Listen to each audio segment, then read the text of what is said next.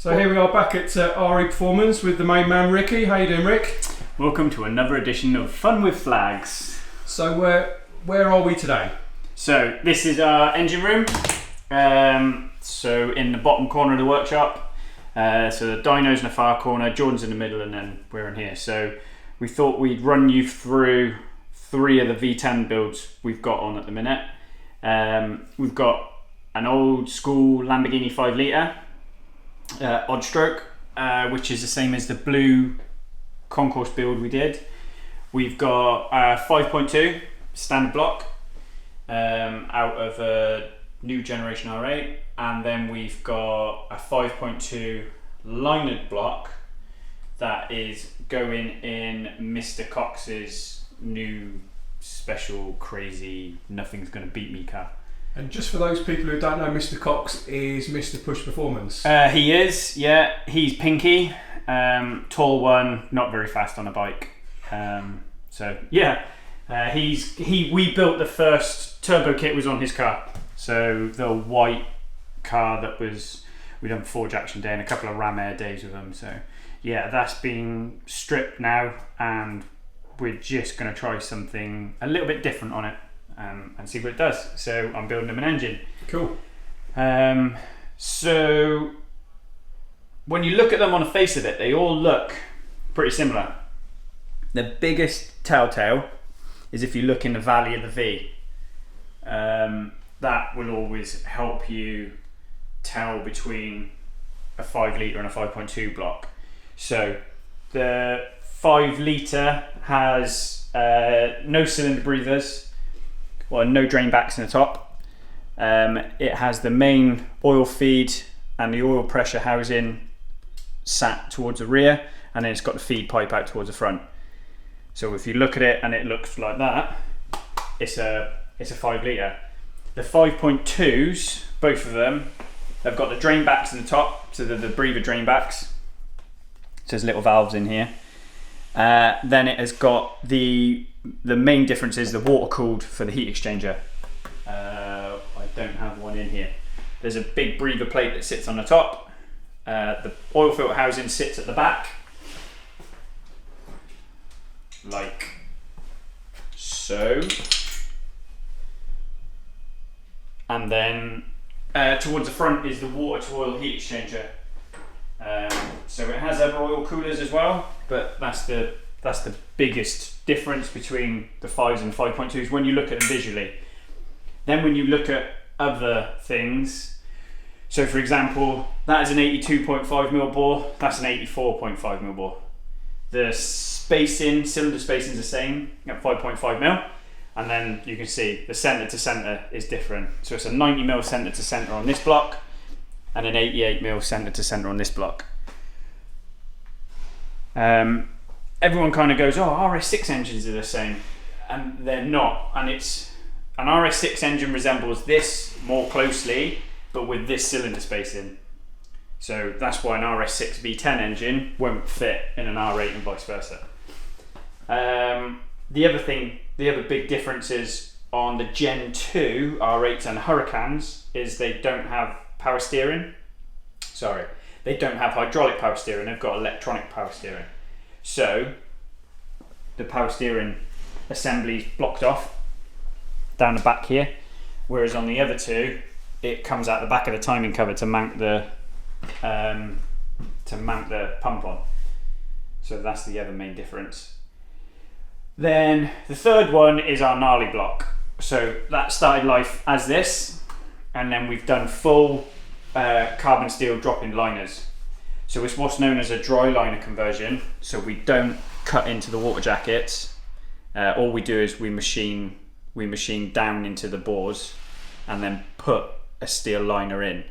So you see some like the Honda B18s and stuff like that, they do what's known as a wet conversion, and they essentially machine all the way out into the water jacket and then put a sealed liner in. We don't. This is a dry liner conversion.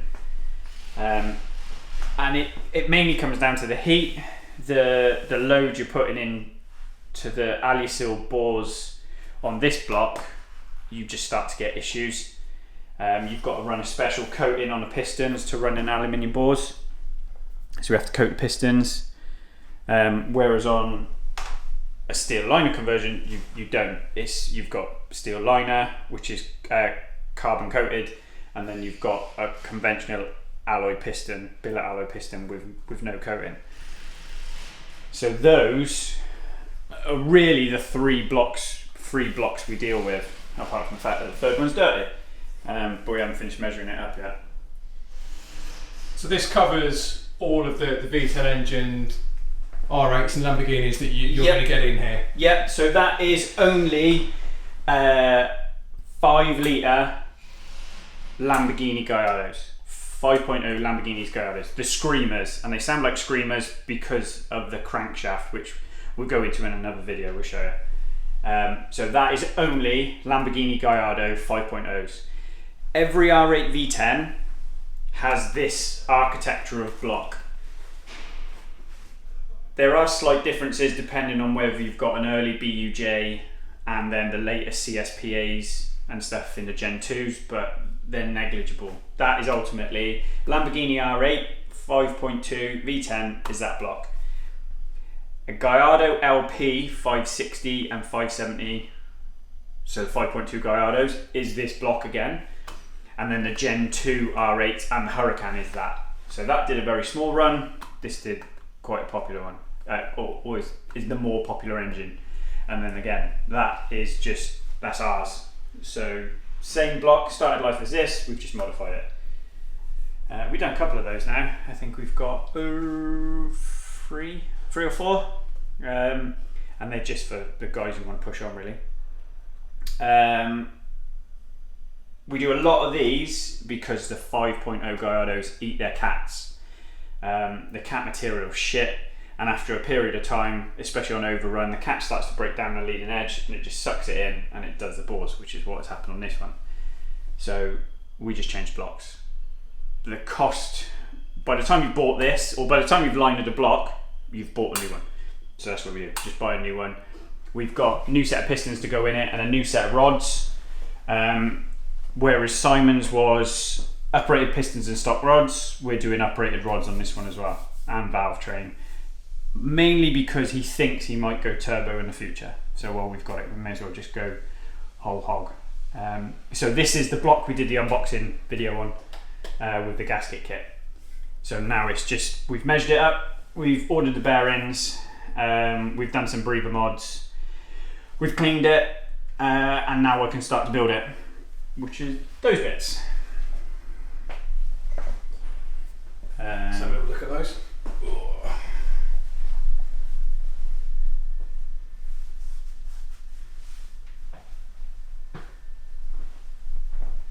Yeah, probably the busiest the engine room's been for a little while with V10s. So how reliable are the V10s generally? Well, you think James's engine did, what did he do, 10,000 miles? I think he said 12, didn't he? Yeah. Sort of hardcore. And he's an animal. Yeah. If it lasts in the ownership of James Cox, yeah, it doesn't have reliability issues. He's an animal. I've got another built engine that's running 1100 horsepower, and that's in Brisbane, so that just gets beaten on all the time in the heat that's over there. They are good. They are good, strong engines. What have we seen failure-wise? The main one is, the biggest issues we've seen for failures that aren't down to, say, tuning or just, is when people have taken a rear timing cover off for a leak or for repairs, timing chains, guides, that sort of thing, and when they've scraped the sealant off, it falls down into the crankcase. I haven't got one in here. I'll grab it in a minute. And then what happens is a scavenge on the pump. I have a pump here. So all those ports on the bottom of the pump,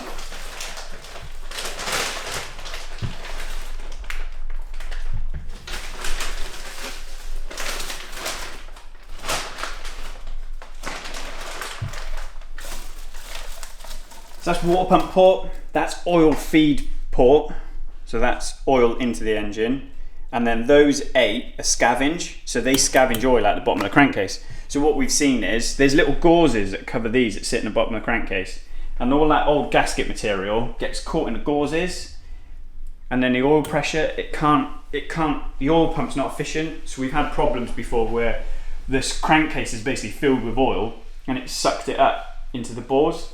So we've had 2 do that, and that's from poor previous repairs. I've had one guy jump a rocker on the cylinder head, but it was a manual and he downshifted wrong. That can happen on any car. They're pretty solid. We see quite a lot of high mile cars now. We've got a couple over 100,000 miles we look after. As long as you, like everything, as long as you change your oil and filter regular, they're good as gold. We go to this level because then we've got no limitations. We haven't got a ceiling that we've got to watch out for. We can just keep going. So we kind of, we future-proof it, so to speak, while it's apart. But they are reliable. They're reliable. The only reason we have problems with your 5 litres is because the cats. I tell everybody, if you go and buy a 5 litre, the first thing to do is to take the cats out, the original cats. They were old technology in 2004 when they came out. So now, Christ, the car is 15, 16 years old.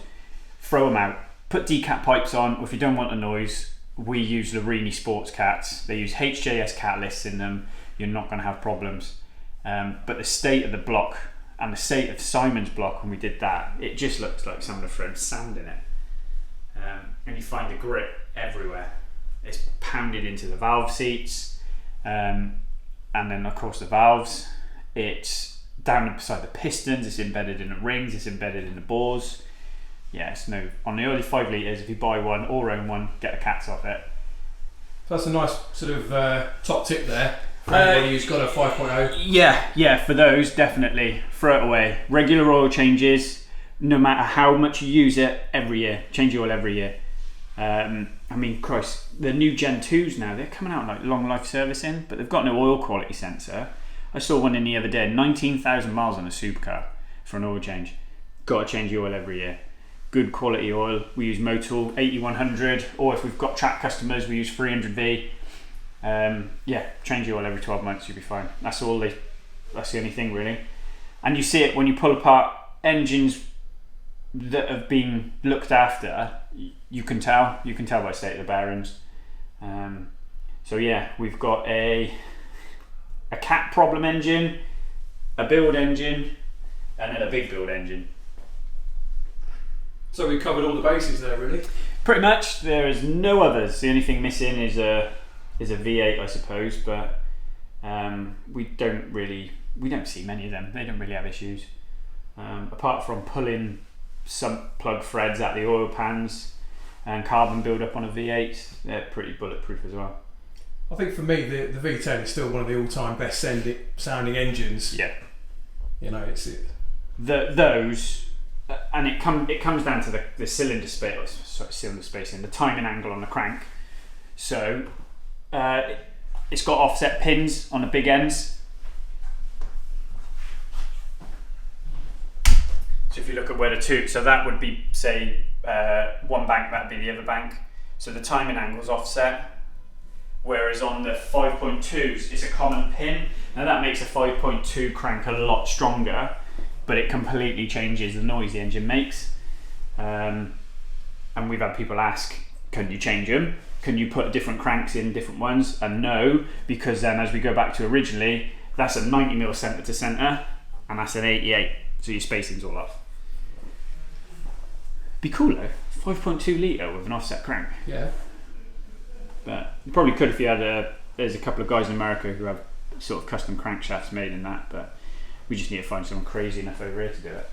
Maybe Mr. Cox. Yeah, it would sound cool.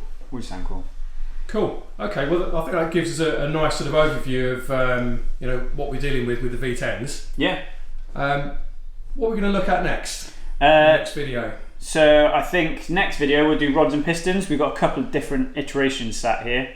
I think rods and pistons will be the next one. We'll do the reciprocating part of the engine. Good stuff. Cool. See you next time. Thank you, bud.